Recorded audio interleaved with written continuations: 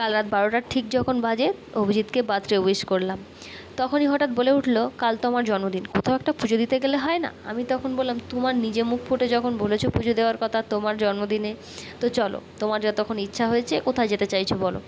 ও বলতে পারছিল না, আমি তখন নিজেই বললাম যে চলো তাহলে দক্ষিণেশ্বর থেকে ঘুরে আসি। অনেক দিন তো দক্ষিণেশ্বর যাওয়া হয়নি, গত 3 বছর আমি যাইনি কম করে, আর তার আগে তো মনে নেই, আমার ঠিক মনে পড়ছে না আমি কবে গেছি।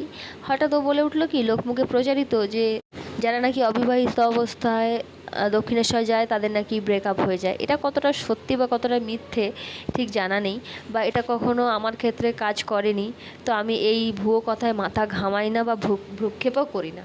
তো আজ পর্যন্ত আমি যেটুকু আমার জীবনে উপলব্ধি করেছি মায়ের কাছ থেকে, যে মা অন্তর্যামী, মাকে যেটা চেয়েছি সেটা মায়ের কাছ থেকে পেয়েছি, আমার কখনো ভালো ছাড়া ক্ষতি হয়নি।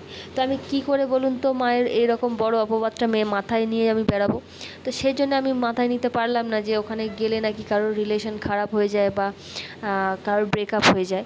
তো আমি সেসবের তোয়াক্কা না করেই বললাম যে চলো দক্ষিণেশ্বরই যাওয়া হবে বলে যখন সকাল 7:30 বাজে, তখন হঠাৎ মা এসে বললো কি, কোথায় যাচ্ছিস তোরা? আমি তখন বললাম কি যে আমরা দক্ষিণেশ্বর যাচ্ছি। তখন বললো তাহলে আমরাও যাবো, চ।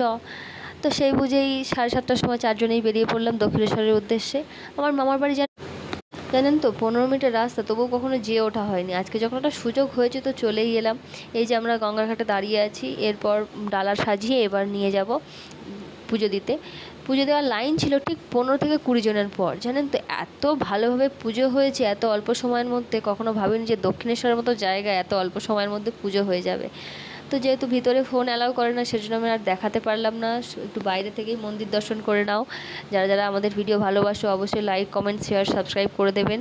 নতুন নতুন ভিডিও আরও আসছে, আদ্যাপীঠে গেছিলাম সেই ভিডিও আসছে, আর অভিজিতের আজকে জন্মদিন, সবাই একটু উইশ করে দিও ওকে, যে হ্যাপি বার্থডে উইশ করো। আজকের মতো ভিডিওটি এইখানে রাখছি। যারা আদ্যাপীঠের ব্লগ দেখবে তারা অবশ্যই কমেন্ট করো যে আদ্যাপীঠের ব্লগ দাও। আদ্যাপীঠের ব্লগ আজ বা কালের মধ্যে চলে আসবে। ওখানে আজকে একটা ভালো জিনিস হয়েছে যে অভিজিতের যে জন্মদিনের প্রথম পায়েসটা আজকে পুজোর ভোগ থেকেই পেয়েছিল, মানে আদ্যা মায়ের পুজোর ভোগের পায়েস আজ অভিজিৎ খেয়ে প্রথম জন্মদিনের পায়েসটা পেল।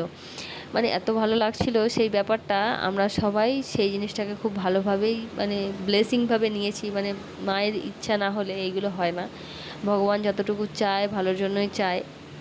তো আমি ওকে বোঝাচ্ছিলাম যে দেখলে তো আমি আজকে এখানে নিয়ে এলাম বলে যে মায়ের পায়েসটা পেলে। তো চলো আদ্যাপীঠের দিকে রওনা দিই। তারপর আদ্যাপীঠের ব্লগ আসছে, ওকে বার্থডে উইশ করে দাও সবাই কমেন্টে এসে যে হ্যাপি বার্থডে দাদা বা হ্যাপি বার্থডে অভিজিৎ। আজকের মতো এইটুকু।